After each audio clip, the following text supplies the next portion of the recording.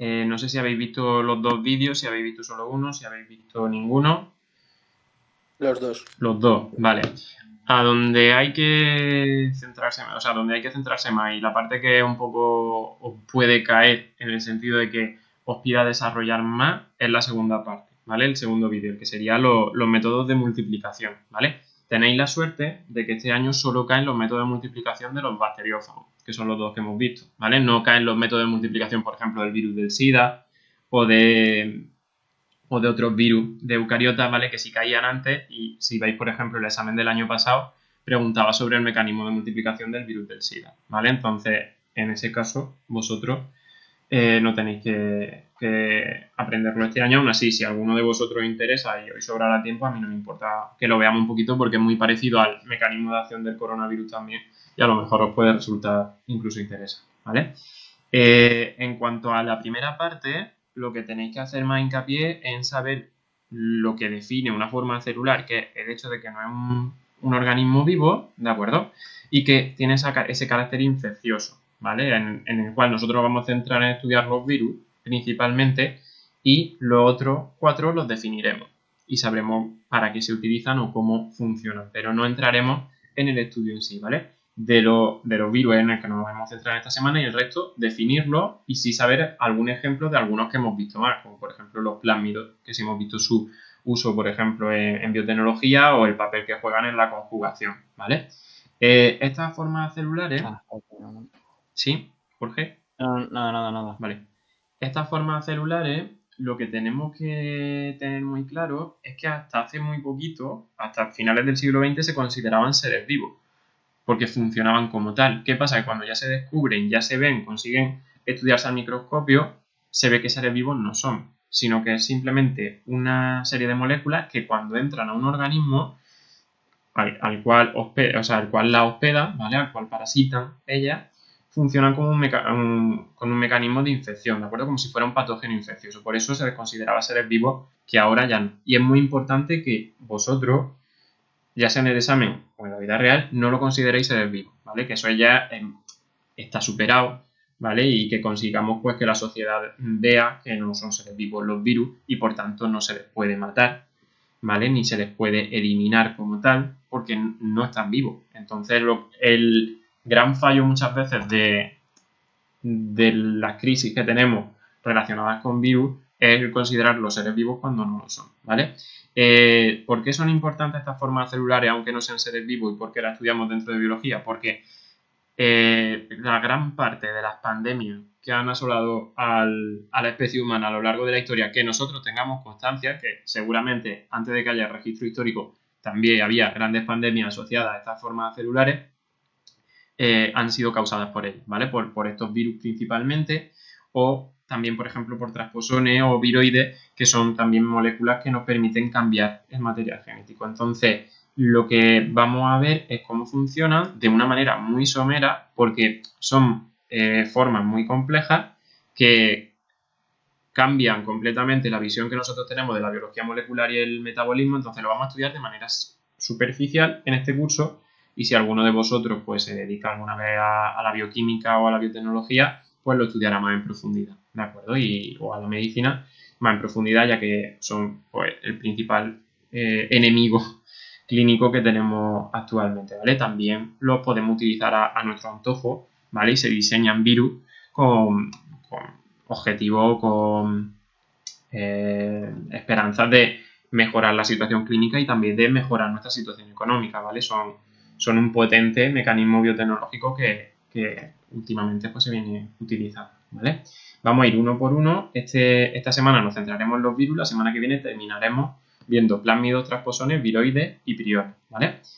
Dentro de los virus, nosotros vamos a ver que son los más complejos de los que de las formas celulares que conocemos y los cuales tenemos que tener en cuenta que al ser los más complejos son aquellos a los que hemos dedicado más tiempo durante este curso y también donde radican más esfuerzo a la hora de su estudio.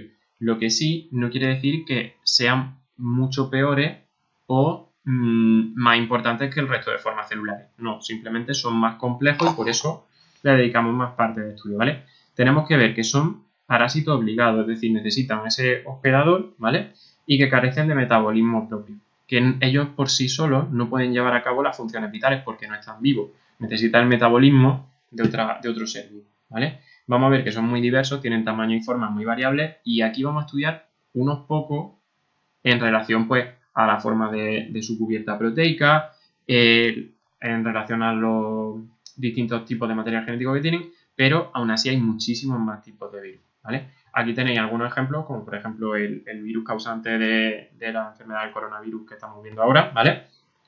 El virus de la gripe, virus del ébola, ¿de acuerdo? Enfermedad también que asoló a la especie humana hace relativamente pocos años, o virus que afectan a cultivos tan importantes económicamente como el tabaco, ¿de acuerdo? Que es el virus del mosaico del tabaco.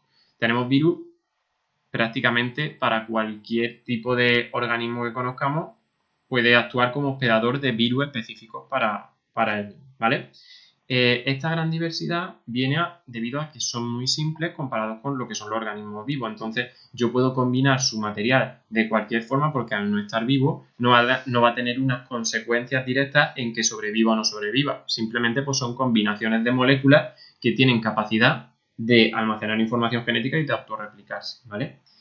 Esos virus van a tener dos partes principales, en las cuales yo tengo que hacer mucho hincapié y siempre que defina un virus tengo que hablar de estas dos partes, que son el material genético y la envoltura proteica, ¿vale? Material genético puedo tener de cualquier tipo, ¿vale? Cualquier forma de codificación del material genético puede ser parte de un virus, ¿vale? Desde ADN o ARN, ¿de acuerdo? Tanto bi como monocatenario. Y esto va a hacer que yo pueda clasificar a los virus según el tipo de material genético que tenga y tendré tantas clases o tantos grupos como tipos de material genético hay o posibilidades de material genético tengo, ¿vale? La segunda clasificación, que es la primera que se utilizaba porque es la más sencilla, era la que me permitía a mí clasificar los virus según los veía, ¿vale? Según la envoltura proteica, ¿vale? Todos los virus van a estar envueltos sobre ese material genético se va a situar una serie de proteínas que lo protegen, las cuales llamamos capsómeros. Y la unión de todos estos capsómeros recibe el nombre de cápsida. Esta cápsida lo que va a hacer es proteger el material genético para que no sea degradado por los factores del medio ni se denaturalice y así pueda viajar de hospedador a hospedador. El ADN que tiene el virus solo codifica para las proteínas que tienen en su cápsida. Ya está. No es que sea un ADN que me destruya la célula o que sea un ADN que codifique para una toxina. No. Lo único que codifica es para sintetizar su propia cápsida. Punto. Pues ese trocito de ADN que solo sirve para sintetizar su propia cápsida es lo que causa todas estas enfermedades causadas por virus que nos dan tanto por saco, ¿vale? Luego, además, tenemos una serie de estructuras añadidas que pueden tener los virus en concreto. La más importante sería la envuelta membranosa, pero no está disponible en todos los virus, o sea, no todos los virus la tienen. Que es una membrana muy parecida a la del hospedador que envuelve el virus, de manera que así pasa desapercibido frente a los sistemas de protección o al sistema inmune del organismo a los que hospedan. ¿De acuerdo? Por ejemplo, el virus del SIDA tiene una envuelta membranosa alrededor que lo que hace es que cuando nosotros entramos en contacto con el virus de la inmunodeficiencia humana, de este virus del SIDA, mi sistema inmune no lo detecta. De forma que yo no soy, mi cuerpo no es consciente de que tiene el virus hasta que el virus no se ha multiplicado dentro de mi cuerpo. ¿Vale? Una vez ya yo me he contagiado. Mi sistema inmune no puede eliminarlo, no puede crear defensas porque lo que detecta mi sistema inmune es una membrana muy parecida a la mía, por lo tanto piensa que esa partícula es propia mía y que no es una partícula frente a la que tenga que hacer ningún tipo de reacción inmune, ¿vale? Como veremos también en el tema siguiente. Pero para que tengáis un ejemplo, el virus del SIDA sería un virus con este tipo de envuelta. El virus de la gripe también. El virus que estamos viendo ahora, el coronavirus, también tiene envueltas, ¿vale? Esas proteínas que nosotros vemos que forman esa especie de piquitos que vemos en la representación serían las proteínas que tienen su envuelta membranosa. Nosotros clasificamos los virus eso según su cápsida o según su material genético, según las dos partes que sabemos que tienen fijo, ¿vale?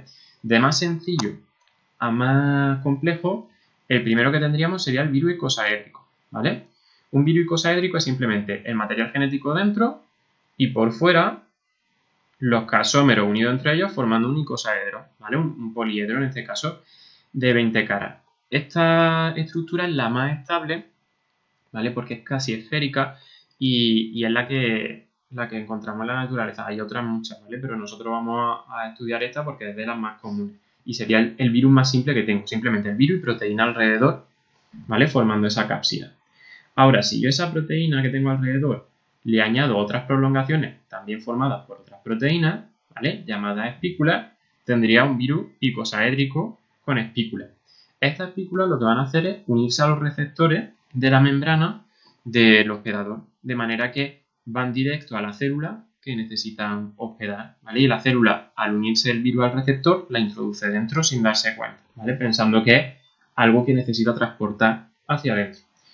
Una vez nosotros hemos visto estos dos tipos, que son los más sencillos, ¿vale? El tercer tipo más sencillo sería el helicoidal, que es en el cual yo tengo en medio el material genético y alrededor, en lugar de formar una cápsida con forma de poliedro, lo que voy a hacer es colocar cada capsómero como si fuera un ladrillo en un muro, ¿vale? Formando una hélice alrededor de mi material genético.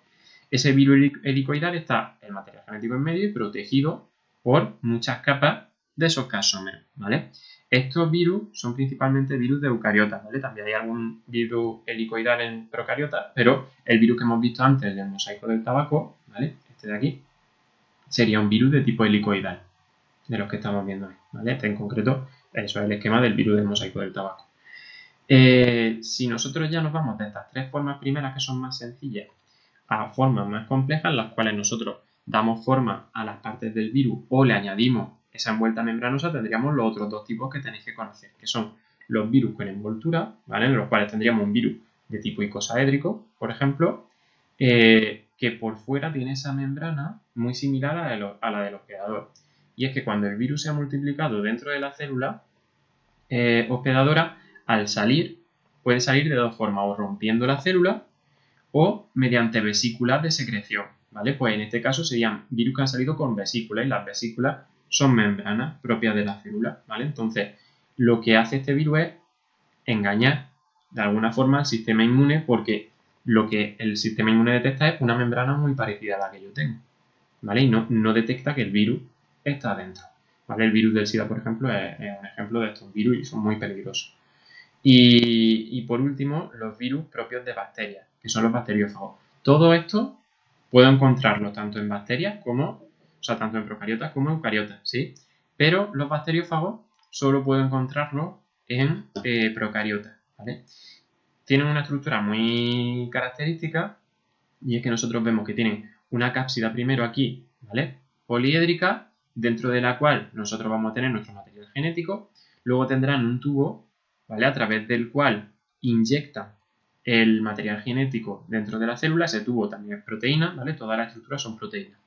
Y una serie de espículas, ¿de acuerdo? Alrededor que le permiten el anclaje a la célula, ¿vale? Parece como si fuera una araña, ¿vale? En la cual tenemos las distintas patas de la araña, serían esas proteínas de anclaje, ¿vale? Y esta parte de aquí es donde tenemos el material genético. Funciona como una jeringa, ¿de acuerdo? Lo que hace es, esta proteína de aquí se contrae, de esa forma genera una presión negativa y el material genético que está aquí dentro pasa a la célula, ¿vale? Es como si nosotros inyectáramos el material genético dentro de la célula, ¿vale? Estos son los bacteriófagos. Cuando hablamos de bacteriófagos, también podemos hablar de ellos como fagos, ¿vale? Existen esos dos términos, fago o bacteriófago, y son los virus propios de bacterias. Nosotros, por ejemplo, hemos conseguido diseñar en laboratorio bacteriófagos para introducir proteínas o introducir material genético que nosotros queremos que alguna bacteria tenga directamente. Por ejemplo, hay un fago que es sintetizado por humanos, que es el fago T4. Ese fago T4 le permite introducir ese material genético dentro de las bacterias que yo quiera, ¿vale? Lo que hacemos es colocar muchos fagos con el material genético que quiero introducir en el medio y estos se adhieren a la bacteria y lo introducen, ¿vale? Como la bacteria quiere coger material genético. Sí, dime, Álvaro. Los fagos, cuando inyectan su material genético, Sí. ¿pueden tener la capacidad de inhibir la replicación del material genético de la propia bacteria? ¿Pueden tener? No, tienen. ¿Tienen siempre? Siempre. ¿Y deja de replicar la bacteria? La bacteria deja de replicar el suyo para replicar el del fago. Solo Pero replica el fago. ¿El qué? Solo replica el del fago, pero depende del ciclo que siga. O sea, si por ejemplo, ahora lo veremos, si sigue un ciclo lítico, directamente empieza a replicar el del fago y ya Vale. deja de replicar el suyo. Si sigue un ciclo lisogénico, ¿vale? Y pasa por un periodo de latencia, sigue replicando el suyo a la vez que replica el del fago, ¿vale? Pero llegará un momento en el cual el ADN del fago siempre me va a inhibir la replicación del propio ADN, ¿vale? Siempre llega un momento del ciclo en el cual yo paso a ciclo lítico, que es lo que veremos ahora a continuación, ¿vale? Vale. ¿Vale? Son para que veáis vosotros que este tipo de son grupos de moléculas muy sencillos, pero las consecuencias que tienen simplemente con la presencia de un gen determinado que permite la regulación, en este caso inhibición, ¿vale? Los virus, según su material genético, tendremos tantos virus como tipos de material genético pueden tener esos virus, ¿vale? Principalmente, nosotros vamos a tener dos moléculas que pueden actuar como material genético, que son el ADN y el ARN. Y esas dos moléculas podemos tenerlas tanto en versión bicatenaria como en versión monocatenaria, ¿de acuerdo?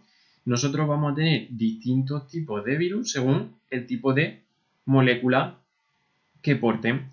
Ahora, si esa molécula de material genético se parece a la molécula del hospedador, el virus tendrá menos trabas para multiplicarse que si no se parece. Si no se parece, tendremos que intentar siempre que la molécula del virus primero pase a parecerse al material genético del hospedador y después ya volvemos a reproducir el del virus, ¿vale? Por eso hay algunas clases de virus, ¿vale?, que tienen enzimas que le permiten retrotranscribir, por ejemplo, el ARN, ¿vale? La retrotranscriptasa. Ejemplos de este tipo de clasificaciones, por ejemplo, los herpesvirus, los virus que causan el herpes, la varicela, ¿de acuerdo? Son virus que tienen ADN de doble cadena, ¿vale? Que se reproducen muy fácilmente, son virus muy sencillos, la mayoría de ellos icosaédricos con espículas, ¿vale? Y lo que hacen es directamente infectar la célula y reproducen su ADN, ¿vale? De esta forma, no necesitan enzimas que le permitan sintetizar un material genético diferente, ¿vale? Hay otro tipo de virus, por ejemplo, virus que tienen ADN de cadena sencilla, que lo que tienen que hacer es sintetizar la complementaria. O virus de cadena, de ARN de cadena sencilla, que tienen que sintetizar, por un lado, el ADN y por otro lado la copia de ARN que se pueda utilizar. Dependiendo del tipo de cadena que tengamos, ¿vale? El sentido de la cadena, tendremos ARN positivo, por ejemplo, o ARN negativo. Eso lo único que me indica a mí es, si es positivo, es que el ARN sigue el mismo sentido que el que yo tengo en la célula, ¿vale? Si es negativo, no. Entonces, al ser positivo, puedo utilizarlo directamente para sintetizar proteínas, mientras que si es negativo, no.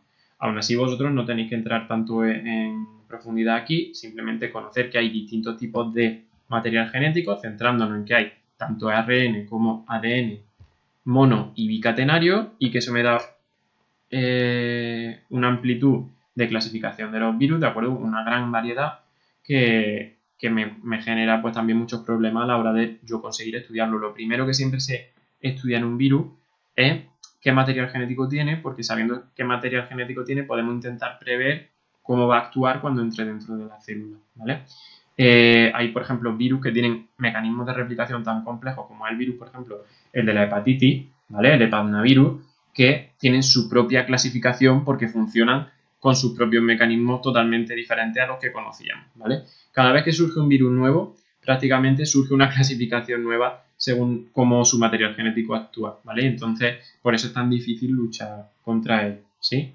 De esta primera parte lo que tenemos que tener claro es esas dos partes, el material genético y la envoltura, y que son las que me dan lugar a las dos clasificaciones que conozco, ¿sí?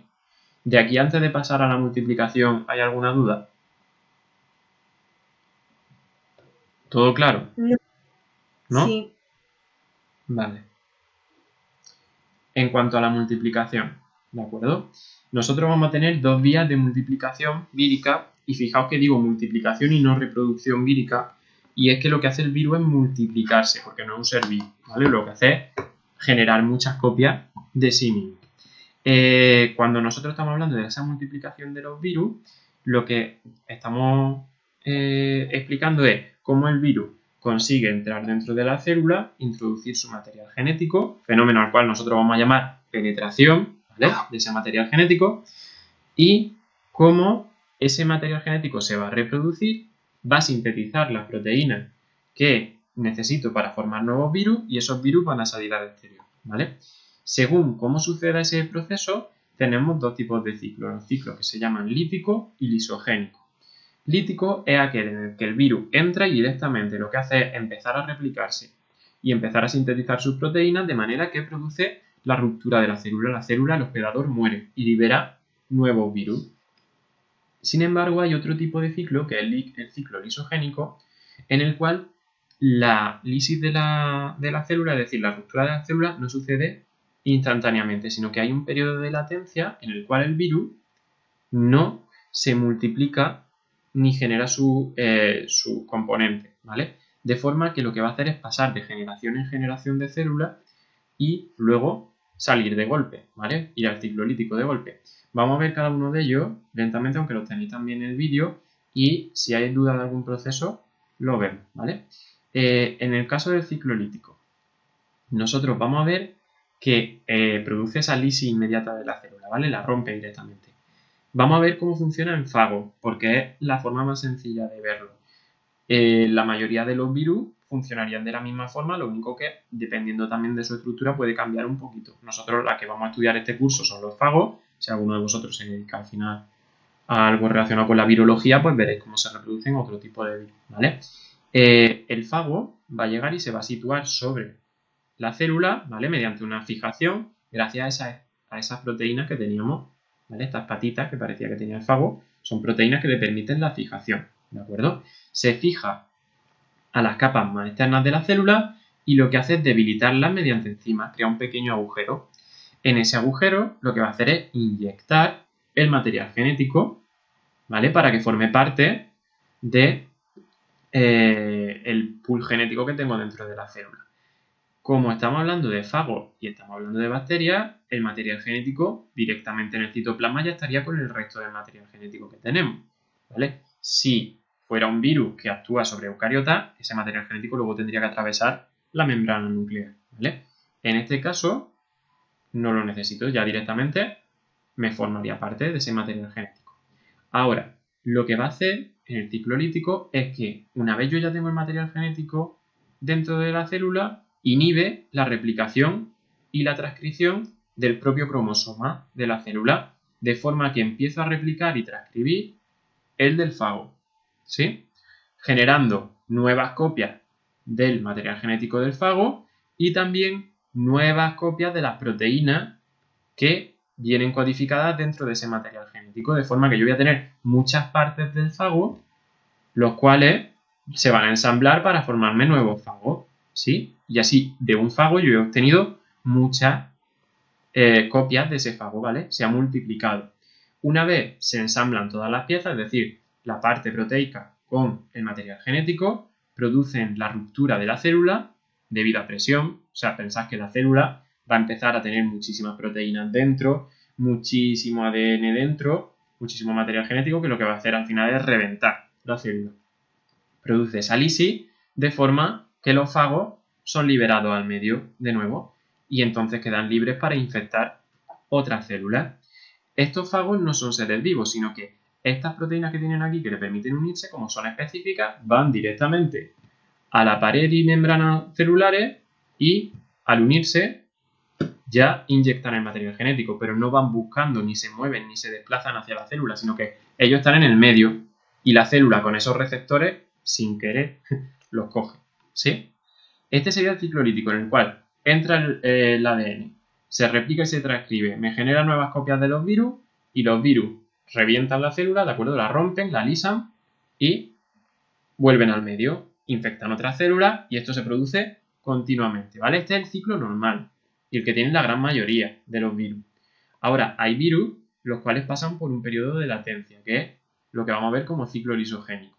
Antes de entrar al ciclo lisogénico, ¿hay alguna duda del ciclo lítico? ¿De cómo se produce? No.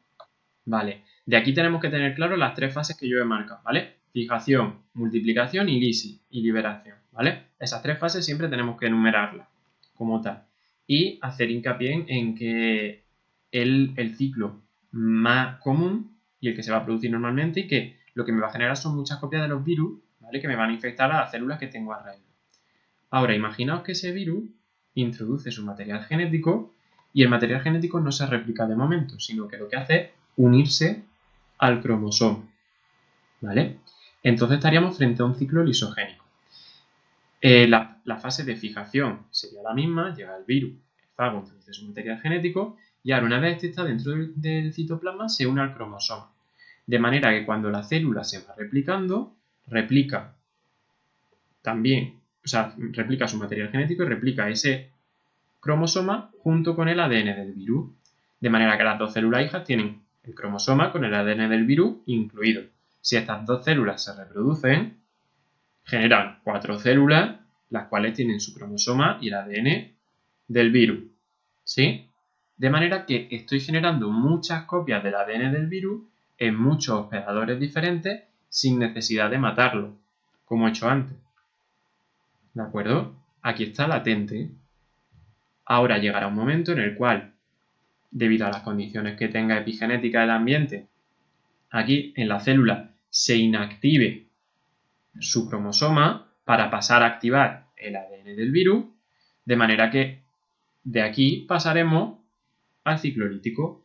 Empezará de nuevo a replicarse el material genético del virus, a sintetizarse esos componentes y, por último, liberarse mediante la lisis de la célula. Ahora, en el anterior yo solo tenía una célula que se lisaba y me generaba muchas copias de los virus. Aquí voy a tener toda la línea de células hijas que haya podido tener esa célula madre, que pueden ser miles o millones, todas a la vez entrando en ciclo lítico y generando miles o millones de copias de esos virus. Lo que me genera que la población del virus, en lugar de ir a un hospedador que me genera X copias del virus, tendría todo eso multiplicado por 1000 o por millones.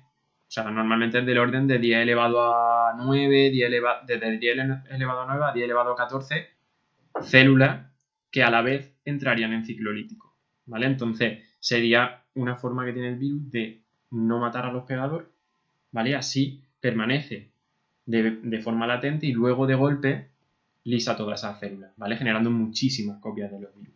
Estos serían los dos tipos que nosotros tenemos de multiplicación, ¿vale? Y hay que saber diferenciar uno de otro. ¿Cómo lo voy a diferenciar yo? Porque en uno el material genético forma parte del cromosoma, pasa a formar parte del cromosoma, ¿vale? Se introduce y en el otro no.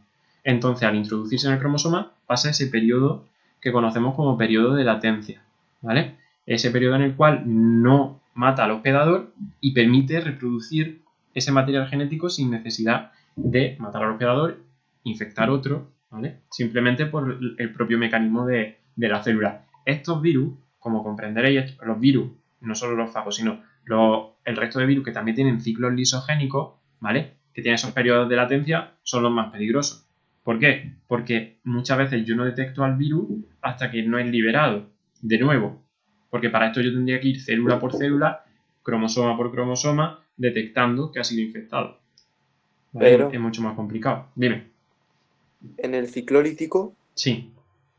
el ADN del virus no se llega a introducir, digamos, en la cadena de ADN de la bacteria. No. Estaría dentro del citoplasma y lo que hace es que solo se reproduce este ADN, ¿vale? Imaginaos que yo tengo aquí un mesosoma con la ADN polimerasa, ¿vale? Pues en lugar de unirse el cromosoma, se me va a unir siempre el virus. Y como cada vez voy a tener más copias del virus, cada vez se me unirá más fácilmente el virus antes que el cromosoma. Y de esa forma lo que hago es replicar mucho al virus, ¿vale? Vale.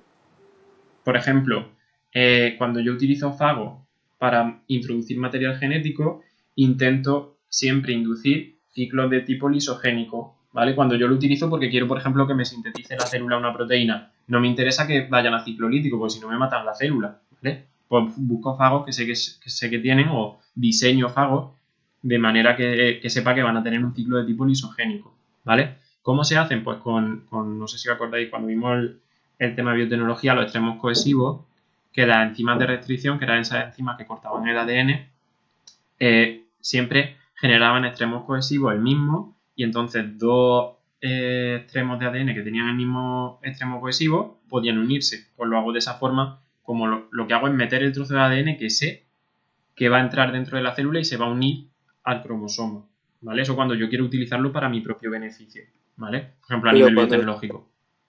cuando lo utilizas para tu beneficio, al final vas a matar a la célula, ¿no? Sí, pero durante el proceso yo he generado muchas proteínas, ¿vale? Porque la célula ha seguido su metabolismo normal, ¿vale? Entonces, como yo la proteína que he introducido en ese virus, no es la proteína que me genera la cápsida, sino que es Sí. la proteína, por ejemplo, la insulina, pues la Ujú. célula lo que me va a producir es insulina, no me va a producir virus, Vale, ¿vale? ¿Lo entendemos bien? Los dos sí. tipos, ¿sí? ¿Hay alguna duda de alguno de los dos? ¿Os parece interesante? ¿Os parece un rollo? Contame un poco que Está bien, está bien. ¿Es fácil? Sí, ¿no?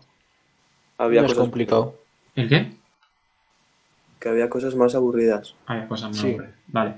En este caso solo hemos estudiado estos dos, ¿vale? Estos son los tipos más básicos y lo que os van a preguntar, y ya os digo que es que va a caer una pregunta de virus segurísimo, o sea que me juego lo que queráis, me apuesto lo que queráis a que caiga una pregunta de virus este año, ¿vale? También os digo, y podéis intuir, esto tal como lo hemos explicado, no es así de simple y sencillo, ¿vale? Sí que está adaptado al contenido vuestro, ¿vale? Pero son procesos muchísimo más complejos, o sea, de una complejidad, una barbaridad, ¿vale? Y luego lo que sucede con los virus es eso, que cada vez que surge un virus nuevo, surgen mecanismos nuevos de multiplicación que no se conocían y tenemos que cambiar un poco la visión de todo lo que habíamos estudiado previamente porque lo que sabíamos hasta el momento no vale, ¿vale? Es gran parte, por ejemplo, de los problemas que tenemos con las enfermedades como el coronavirus y demás, que es que cambia totalmente la visión que teníamos sobre estas formas celulares. Y eso son las que se conocen. Que seguramente haya muchísima diversidad de formas celulares que no se conocen simplemente porque no sabemos cómo estudiarlas o no conocemos las técnicas que nos permitan estudiarlas, ¿vale? Pensad que el estudio de virus como tal, así fuerte, ¿vale? En lo que es el estudio bioquímico de cómo es un virus y cómo funciona, pues empezó a hacerse a finales de los años 80, principios de los 90, o sea, no llevan ni 50 años haciéndose. Y eso en ciencia es muy poquito, ¿vale? Normalmente el contenido de virus que hay, o sea, las cosas que se van descubriendo de virus, entre un periodo de 2-3 años ya quedan desactualizadas, ¿vale? Entonces, sí que es un campo de estudio muy potente en el que ojalá se dedique más dinero del que se dedica, porque si conseguimos más financiación en el estudio de este tipo de formas celulares, pues evitaríamos problemas como los que tenemos actualmente, ¿vale? No Más sé cosas de los si... virus se pueden ¿Sí? saber. ¿El qué?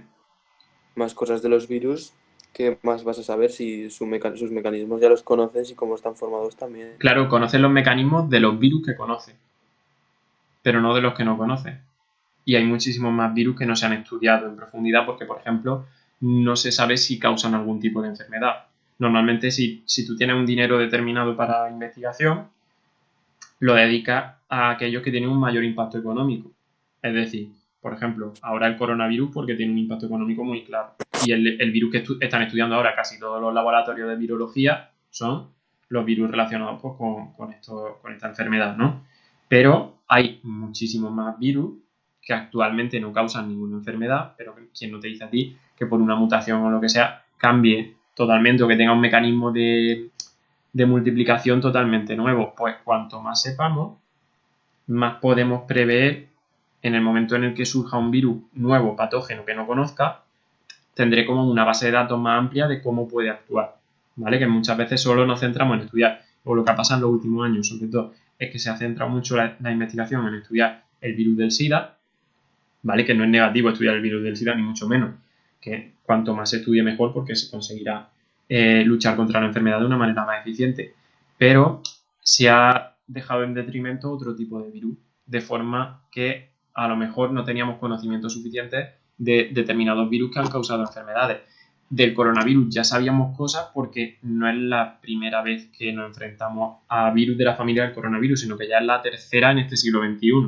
¿Vale? Ha habido otros 2 brotes de coronavirus, uno en 2003 hubo y otro en 2014. ¿Vale? Lo que pasa es que no tan potente y sí que como no llegaron al mundo occidental, sino que simplemente uno se quedó, el primero, el del 2003, fue en Arabia Saudí y el del 2014 en China también, pues como solo fueron allí los casos, pues no se han estudiado tan en profundidad como este actualmente, ¿vale? Pero sí ya se sabían cosas sobre esta familia de virus, ¿vale? Sobre los coronavirus, que son un ejemplo. Igual sucede con la gripe, igual sucede con muchos otros. Lo que sí tenemos que tener claro es que estos virus no son seres vivos, por lo tanto yo no puedo matarlos, por lo tanto no hay una cura para un virus, que eso también nos tiene que quedar claro, que lo que puedo hacer es prevenirlo, pero no curarlo, ¿vale? No se puede curar un virus, porque yo no puedo matar algo que no está vivo. Puedo evitar que se multiplique, puedo evitar infectarme con él, pero no puedo matarlo una vez ya me he infectado. No sé si me estoy explicando. Sí. ¿Sí? Que por eso... La última pregunta, que soy muy Dime, pesado. sí, Álvaro, sí. A ver, es un poco más friki, pero ¿tiene algo que ver la membrana la membrana que se parezca mucho a la membrana de las células con que el jabón espante a los virus? En plan, como el vídeo ese que salió que ponías la mano después de después de lavarte las manos y se iban Ahora, los virus. dímelo tú, ¿tú crees que tiene algo que ver? No. No. ¿Qué es lo que hace el Sí, jabón? ¿Qué es lo que hace un jabón? lo de lipídico y todo eso, lo de, jope, que es repelente al agua y todo eso. Claro, los jabones lo que hacen es que, eh, si os acordáis no sé si os acordaréis, yo supongo que sí, del primer trimestre cuando hablábamos de los lípidos que eran saponificables o insaponificables, ¿sí? Sí, No sé si os acordáis que os dije que lo de saponificable viene de jabón, sí, ¿vale? Pues eso es que podían formar jabón o no. Nosotros con el jabón lo que hacemos es disolver las grasas porque el jabón cambia la tensión superficial, ¿vale? El agua tenía mucha tensión superficial, nosotros con el jabón rompemos esa tensión superficial de manera que cambia la forma de actuar de esa grasa. Si yo tengo la membrana de lípido alrededor y a esa membrana le echo jabón, cambio su tensión superficial, lo que hago es disolver la membrana. Entonces, si a ese virus yo le disuelvo la membrana que tiene alrededor, que es donde tengo los receptores que van a permitir que se unan, a su hospedador, ya ese virus no se une al hospedador, por lo tanto no entra dentro. Por eso es mucho más eficiente, por ejemplo, el hecho de que nos lavemos las manos con jabón que el que estemos desinfectando 20.000 superficies, que también lo es, pero es mucho más rápido el lavarnos bien las manos con jabón porque de esa manera cualquier virus que nosotros tengamos en ese momento ahí lo estamos eliminando, o bueno, casi todo. Lo que estamos haciendo es reducir mucho la carga vírica, como rompiendo sus membranas, ¿vale? En este caso porque son virus que tienen membrana. Si fueran virus sin membrana, pues el jabón no me serviría absolutamente de nada, vale. ¿vale? Con el alcohol lo que hacemos es lo mismo, ¿vale? Lo que hacemos es romper esa membrana, porque el Mm, alcohol, ¿vale? Como tiene grupo OH, reacciona con los grupos OH de los compuestos que tengo en esa membrana, alterándolo y desnaturalizando, por ejemplo, las proteínas que tengo alrededor, ¿vale?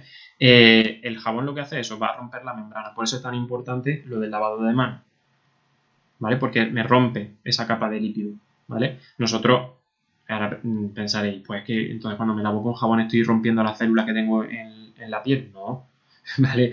Son jabones que tienen pH específicos para la piel que no dañan la piel. Si nos dañan la parte más externa, ¿vale? Que ya no son células vivas, sino que son células muertas, ¿de acuerdo? Esa epidermis formada por células queratinizadas muertas, pues se la lleva el jabón, ¿vale? Porque la está disolviendo, pero la capa más interna no nos afectaría, ¿vale?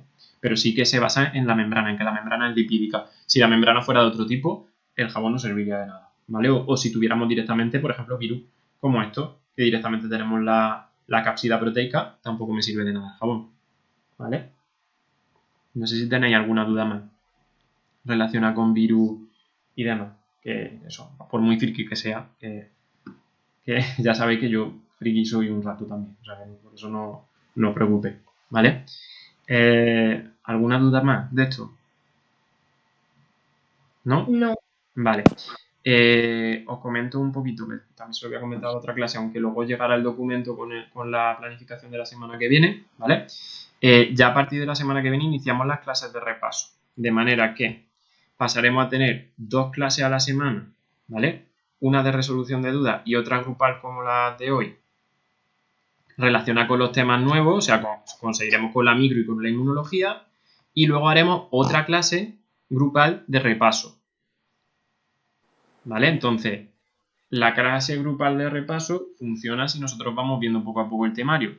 Si vamos a escuchar solo, funciona poco, porque yo lo repasaré de nuevo y lo subiremos, lo tendremos ahí subido, pero si se me plantea alguna duda, se me plantea si me lo he mirado. Entonces, yo sé que estamos hasta arriba de trabajo y es normal. Pero si para la semana que viene, que pondremos la clase de repaso del tema 1 y tema 2, ¿vale? Podemos echarle un ojo este fin de semana al el agua, las sales minerales y los glúcidos, pues mejor que mejor, ¿vale? Pedro, Dime. ¿no sería mejor llevar en plan unas pautas de repaso que subáis en plan, este día estudiaos esto y luego Claro, hacemos sí, por de eso, que vais repaso por de eso? semana. Entonces, la semana que viene vamos a repasar el tema 1 y tema 2. ¿Vale? Entonces, en la planificación que yo voy a, o sea, os va a mandar la planificación de la semana, pero ahora, antes del fin de semana, ¿vale? Mañana seguramente, os llegará una planificación de biología nuestra que os diremos, la semana que viene vamos a repasar los temas 1 y 2. De estos temas sería interesante que mirarais de la batería de preguntas las preguntas tal, tal, tal, tal y tal. ¿Vale? ¿Entendéis lo que os quiero decir o no? Sacar a Álvaro, no sé qué me quieres decir. Sí. Vale. O sea, nosotros vamos a pautar el repaso. Ahora, lo que no voy a hacer es obligaros a decir, no, es que esta actividad me la tenéis que entregar. No, ya cada uno tiene que saber a la altura que estamos del partido si tiene que mirar las actividades, si no tiene que mirar las actividades, si tiene que repasar o no tiene que repasar más a fondo o menos a fondo, ¿vale? Lo que sí que nosotros haremos una recomendación de la semana que viene, como vamos a ver el tema 1 y 2, pues sería interesante que repasarais el tema 1 y 2 y que mirarais, pero que mirarais las actividades tal, tal y tal de la relación de los bloques de preguntas, ¿vale? Y Vale. entonces esa clase de repaso la dedicaremos para repasar los contenidos más importantes o que tengáis dudas de esos 2 temas, más ver esos ejercicios tipo examen, ¿vale? Para que le echéis un ojo, ¿sí? Una cosa, Sí, si hacemos los ejercicios y tal, te los podemos mandar claramente. o no cuentan nada. Hombre, contar no cuenta nada, en el sentido de que no lo voy a pedir obligatorio. Entonces, lo que sí, que si vosotros lo hacéis, que lo hagáis por repaso. Entonces, que si alguno, el hacerlo es para que veáis si tenéis dudas o si sabéis hacerlo o no.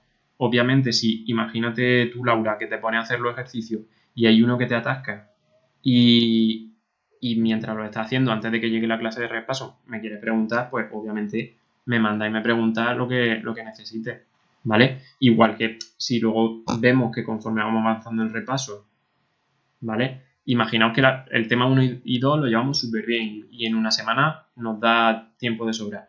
Pero ahora, imaginaos que el tema 4, que son las proteínas, se nos atasca y una semana no terminamos de ver esas proteínas, pues a la semana siguiente seguimos repasando proteínas. No vamos a decir, no, es que era la semana que tocaba y punto, ¿vale? Sino que vamos a ir viendo el ritmo, porque a lo mejor hay luego temas que lo llevamos mejor y temas que lo llevamos peor. Temas que nos resultan más fáciles repasarlos por nuestra cuenta y temas que no, ¿vale? Pedro, Dime. y lo último que queda por dar de la biotecnología, ¿cuándo lo vamos a dar? Lo último lo voy a meter yo dentro de... O sea, bueno, lo voy a meter yo, no, ya está metido dentro del PowerPoint este de microbiología. ¿Vale? En lugar de Vale. prepararlo vosotros, lo explico yo al final del tema, esta última parte, ¿vale? Que nos quedaba de los microorganismos como agentes infecciosos, lo que son los antibióticos antivirales, ¿vale? Y la microbiología en la industria alimentaria, ¿vale? Y la ambiental, ¿vale? Eso es la parte que Y vamos a pedir que lo preparáis vosotros, pero ya lo hemos metido aquí directamente y punto, ¿vale? No hay... Así no tenéis que devanaros los sesos y romperos la cabeza buscando, ¿vale? ¿Alguna cosa más antes de que terminemos la clase que tengo ahora con el otro grupo? Eso, os llegará... ¿Cómo vas a hacer los exámenes por internet? ¿El qué, Diego? No te oigo. Los exámenes por internet. No se te oye Pero es fiable, Fabio. muy regular. Ortego, apaga el wifi, Sí, tío. Ortego, no te que oigo. los exámenes Los exámenes, sí, dime. por internet, que si los ves viables para biología. A copiar, a copiar. A ver, y me lo vais a responder vosotros. Vosotros, No, como alumnos, ¿os veis haciendo un examen de biología online? no. ¿Tenéis la Ni de velocidad? biología, ni de nada. Ni de nada. ¿Tenéis la velocidad suficiente de escritura como para hacer un examen en 1 hora y media?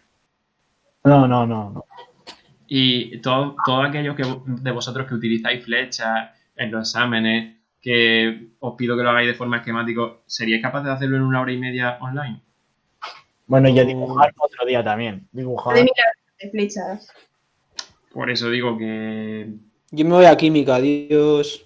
en ese sentido es lo que hay, ¿vale? Sí, Os dejo ya que tenéis química y yo tengo en el otro grupo. no lo conozco, como íbamos a hacer. De todas formas, cualquier duda que tengáis en estos días me decís, ¿vale?